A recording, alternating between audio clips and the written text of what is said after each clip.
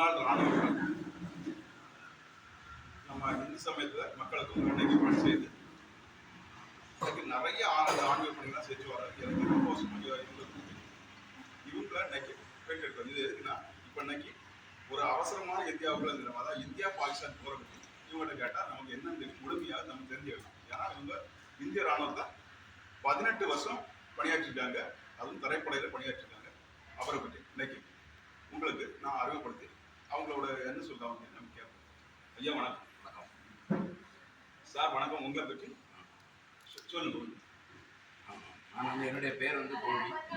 நான் கல்லூரியில் பிஏ வரை படித்திருக்கின்றேன். அதாவது 1975 காலகட்டத்தில் மத்திய அரசு ஒரு அவசர நிலைமையை பிரகடனம் செய்தது. அதன் மூலமாக ராஷ்டிரிய சுய சேவா சங்கத்திற்கு தடை விதித்தது. ஆர்எஸ்எஸ் ஊழியர்களை எல்லாம் கைது செய்ய வேண்டும் என்று சொன்ன காலகட்டத்தில் அங்கிருந்து ஓடோடி கேரளாவுக்கு சென்று எர்ணாகுளத்தில் இருந்தேன். அப்பொழுது இராணுவத்தில் ஆள் சேர்ப்பதாக சொல்லிக்கொண்டு ஆட்களால் சென்று கொண்டிருந்தார்கள். என்னுடைய சான்றிதழை கொண்டு இராணுவத்தில் ஆள் சேர்க்கும் அந்த தளத்துக்கு சென்றேன். அங்கு சென்று இராணுவத்தில் 1975 சேர்ந்தேன். அதற்கு பிறகு 2 ஆண்டு காலங்கள் அது குறித்து எந்த தகவலும் இல்லாது இருந்தது. பெருமதிப்புக்குரிய வாஜ்பாய் அவர்கள் பிரதம மந்திரியாக இருந்த பொழுது எனக்கு அழைப்பு வந்தது. அதன் மூலமாக 1977ஆம் ஆண்டு இராணுவத்தில் சேர்ந்து அன்று முதல் பாரத தேசத்தில் பல இடங்களிலும் என்னுடைய சேவையை முடித்து 1994ஆம் ஆண்டு இராணுவத்தை விட்டு ஓய்வு பெற்று வந்தேன். அதற்கு பின்னாலே 94லிருந்து 2003 வரை நம்முடைய கன்னியாகுமரி மாவட்டம் நாகர்கோவில் அமைந்திருக்கின்ற ஜெயசேகரன் ஆஸ்பத்திரியில் ஒரு காவலர் பணிக்கு சேர்ந்து என் பணியினை தொடர்ந்தேன். அதற்கு பின்னால் திடீரென்று ரயில்வேயில் அழைப்பு வந்த பொழுது அங்கு தேர்வு எழுதி நான் ஒரு எழுத்தர் பணிக்காக, அதாவது கணக்கர் பணிக்காக ரயில்வேயில் 2003 சேர்ந்தேன். 2003லிருந்து 2015 வரை ரயில்வேயில் கணக்கராக பணிபுரிந்து நாகர்கோவில் கோட்டத்திலிருந்து ஓய்வு பெற்றேன். 2015க்கு பிறகு இன்று வரை நம்முடைய சனாதனத்திற்காக பல ஆசிரமங்களிலும் நாட்டிற்காக பாரதிய ஜனதா கட்சியினுடைய பல பொறுப்புகளை வகித்து இன்று வரை என்னுடைய பணிகளை சீர் சிறப்புமாக செய்திருந்தேன். எனக்கு மனைவி, மக்கள் உண்டு. எனக்கு 2 மகன்கள். ஒரு மகன் பெயர் விவேகானந்த், இன்னொரு மகன் பெயர் கமலேஷ். இருவரும் திருமணமாகிவிட்டார்கள். என்னுடைய பணிதனை இதுவரை சீர் சிறப்புமாக செய்து கொண்டு வருகிறேன். அன்னைக்கு இந்தியாவுக்கும் பாகிஸ்தானுக்கும் போர் நடந்தது.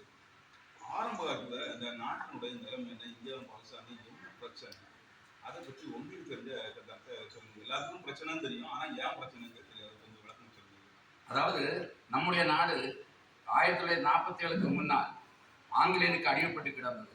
அந்நேரத்திலே பலரும் பல வழிகளிலும் போராட்டங்கள் செய்து 47 இந்தியா சுதந்திரம் அடைந்தது. அடைகின்ற பொழுது நாடு துண்டாடப்பட்டது. பாகிஸ்தான் என்றும் இந்தியா என்று பிரித்து கொடுக்கப்பட்டது. அதன் பின்னாலே அதிகமாக முகமதிகள் இருக்க இடம் பாகிஸ்தான் என்றும் மிகவும் குறைந்த அளவிலே முகமதிகள் இருக்கின்ற இடம் இந்தியா என்று பிரித்து கொடுத்தார்கள். கொடுத்த பின்னாலும் அவர்களுக்கு எல்லை பிரச்சனைக்காக நம்முடைய இடத்திலே காஷ்மீரத்தை பல நாட்களாக பிடித்து வைத்திருந்தார்கள். அதற்கு பின்னாலே நம்முடைய இன்றைய பாரத பிரதமர் மோடிஜி அவர்கள் பதவியேற்ற பின்னால் அதை கைப்பற்றினார். அதற்கு பின்னாலே எப்படியாவது இந்துக்களை ஒழித்தாக வேண்டும் என்று கங்கணம் கட்டி தீவிரவாதத்தை கட்டமைத்து விட்டார்கள்.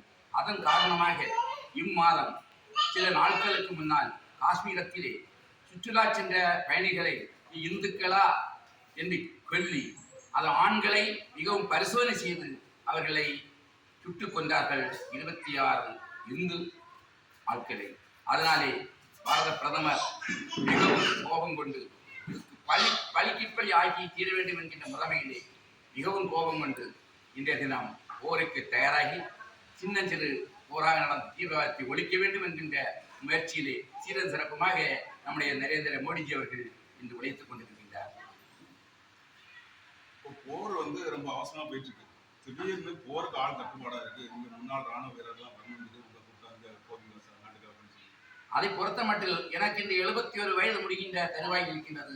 இந்த வயதில் கூட என்னை கூப்பிட்டால் ஏதோ எதிர்பார்க்காமல் நான் போவதற்கு தயாராக இருக்கின்றேன். அது மட்டுமின்றி எனக்கு 2 பிள்ளைகள் இருக்கின்றது. ஒரு மகனை நாட்டுக்காக கொடுக்க வேண்டும் என்று ஒரு மகனை ராணுவத்திற்கே அனுப்பி வைத்திருக்கின்றேன். பாராட்டும் சார், கைக்குண்டு சார். ஒரு மகனை நாட்டுக்காக, ஒரு மகனை வீட்டுக்காகவும் இப்ப செய்து வச்சிருக்கீங்க. சப்போஸ் இப்போ வந்து போரோட நிலைமை வந்து போய்கிட்டே இருக்கு. இதுக்கு முன்னால சுதந்திர தினத்துக்கு எல்லா வீட்லயும் வந்து தேசிய கொடி ஏற்றணும்னு சொல்லி நம்ம பாரத பிரதமர் வந்து நமக்கு கட்டளையிட்டார். எல்லா வீடுகளுமே வந்து கொடியேற்றணும். அதே மாதிரி வீட்டுக்கு ஒரு ஆள் கண்டிப்பா போகணும் அப்படின்னு சொல்லிட்டு ஒரு உத்தரவு போட்டா உங்க இன்னொரு மகனையும் நாட்டுக்காக போர் செய்ய அனுப்புவீங்களா? இன்னொரு மகனை அனுப்ப வேண்டும் என்று எண்ணம் தான். ஆனால் அவன் வயது முதிர்ந்து விட்டது. அவன் வயது மேஜராகி விட்டான். அவனை என்னால் நீ போ என்று சொல்வதற்குரிய பவர் எனக்கு இல்லை. அப்படி சொன்னாலும் எந்த மகனாக இருந்து கேட்பதும் அரிது. அப்ப இந்த வயசுல நீங்க ராணுவத்துக்கு போய் போர் செய்கிறீங்க? என்னை பொறுத்த மாட்டில இந்த வயதில் இல்ல, நான் மரணப்படுகையில் கிடந்தா கூட என்னை போ என்று சொன்னால் போவேன். காரணம், நான் ராணுவத்தினுடைய அந்த கஞ்சியை குடித்து வளர்ந்தவன். நாட்டுக்காக போர்த்திட்டு அந்த அணுகுண்ட ஆனாலும் மார்பஸ் வந்து வீர மகனாக திரும்பி வர வேண்டும் என்று எண்ணவில்லை. நாட்டுக்காக உயிரை தியாகம் செய்வதற்கு எப்பொழுதும் தயாராக இருக்கின்றேன். சரி, அப்போ இந்த ஓய்வு பெற்ற காலத்துல இப்ப நீங்க என்ன பண்ணிட்டு இருக்கீங்க? இந்த ஓய்வு பெற்ற காலத்துல ஓய்வு பெற்ற பொழுது நாட்டு மக்களுக்கெல்லாம் நாட்டுப்பற்றை ஊட்ட வேண்டும். நம்முடைய சனாதனத்தினுடைய நெறிகளை எல்லாம் மக்கள் அறிய வேண்டும், உணர வேண்டும். பல நல்லவர்களை, நல்ல உள்ளம் கொண்டவர்களை நாட்டுக்காக சேவை செய்ய அனுப்ப வேண்டும் என்கின்ற பணியிலே, அரும்பணியிலே அயராது உழைத்துக் கொண்டிருக்கின்றேன். நீங்க என்னென்ன பொறுப்புலாம் இருந்து மக்களுக்கு பணி செய்வீங்க? நான் ஓய்வு பெற்ற பின்னாலே அகில பாரதிய பூர்வ சைனிக் என்று சொல்லக்கூடிய அமைப்பு, அந்த அமைப்பிலே இன்று மாவட்டத்தினுடைய துணைத் தலைவராக இருந்து கொண்டிருக்கின்றேன். அதோடு ஆத்மீக அளவிலே ஓம் பிரகாஷ் மாதா சேவா ட்ரஸ்ட் என்ற அமைப்பிலே தொடங்கி அதனுடைய தலைவராக ஏறத்தாழ 7-8 ஆண்டுகளாக இருந்து கொண்டிருக்கின்றேன். மண்டைக்காலிலே 90 ஆண்டுகளுக்கு முன்னாலே தொடங்கிய ஹைந்தவ சேவா சங்கத்தினுடைய செயற்குழு உறுப்பினராக இருந்து கொண்டிருக்கின்றேன். அதோடு என்னுடைய பஞ்சாயத்துக்கு உட்பட்ட கல்லுக்கூட்டம் பஞ்சாயத்தில் பல ஆண்டுகளாக பஞ்சாயத்து பாரதிய ஜனதா கட்சியினுடைய தலைவராக இருந்தேன். அதோடு சில ஆண்டுகள் பாரதிய ஜனதா கட்சியினுடைய இலக்கியம் மற்றும் தமிழ் நல பிரிவினுடைய மாவட்ட செயலாளராக இருந்தேன். இன்னும் எப்படி வந்தாலும் அப்படியெல்லாம் செய்வதற்கு தயாராக இருக்க வேண்டும் என்கின்ற முறைமையிலே இன்று அயராது வைத்துக் கொண்டிருக்கின்றேன்.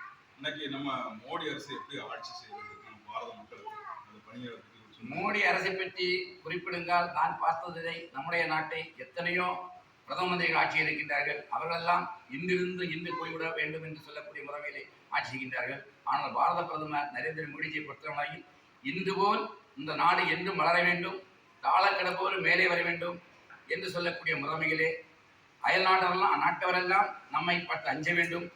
பாரதம் இந்தியாவுடைய உலகத்தினுடைய குருவாக இருக்க வேண்டும் என்று சொல்லக்கூடிய முறைமையிலே அயராது தன்னுடைய குடும்ப தேவை, குடும்பத்துக்காக உழைக்காமல் நாட்டுக்காக உழைத்துக் கொண்டிருப்பவர் நரேந்திர மோடிஜி அவர்கள்.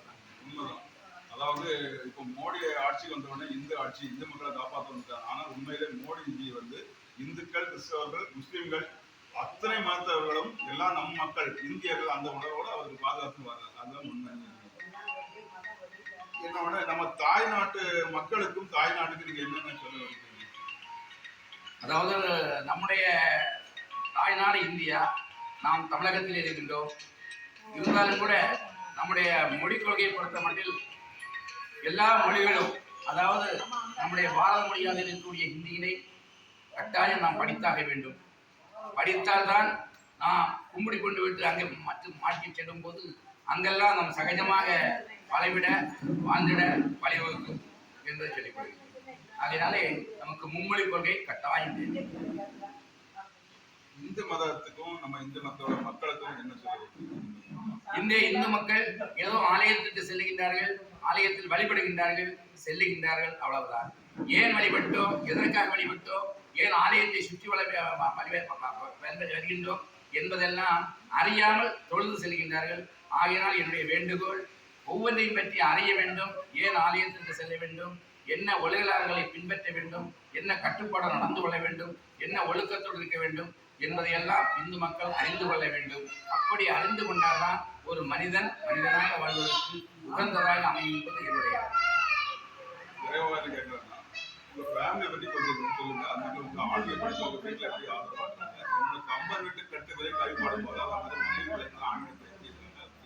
பொதுவாக ஒவ்வொரு வீட்டிலும் மனைவி என்பவள் கணவர் 24 மணி நேரமும் தன் வீட்டில் இருக்க வேண்டும் என்று என்பது உண்டு.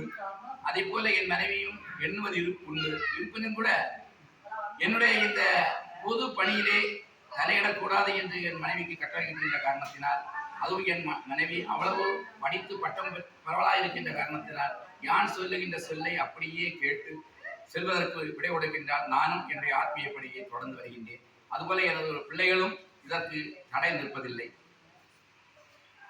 இவ்வளவு நேரம் அருமையாக நம்ம நாட்டு பற்றையும் மொழி பற்று இது எல்லாம் பற்றி சொன்னாங்க. உண்மையிலே உங்களை பாராட்ட முடியாது, வாழ்த்த முடியாது, உங்களை வணங்க தான் செய்யணும். வணக்கம். இந்திய ராணுவ வீரர், அது மட்டும் நாட்டுக்காக பணி செய்யுது.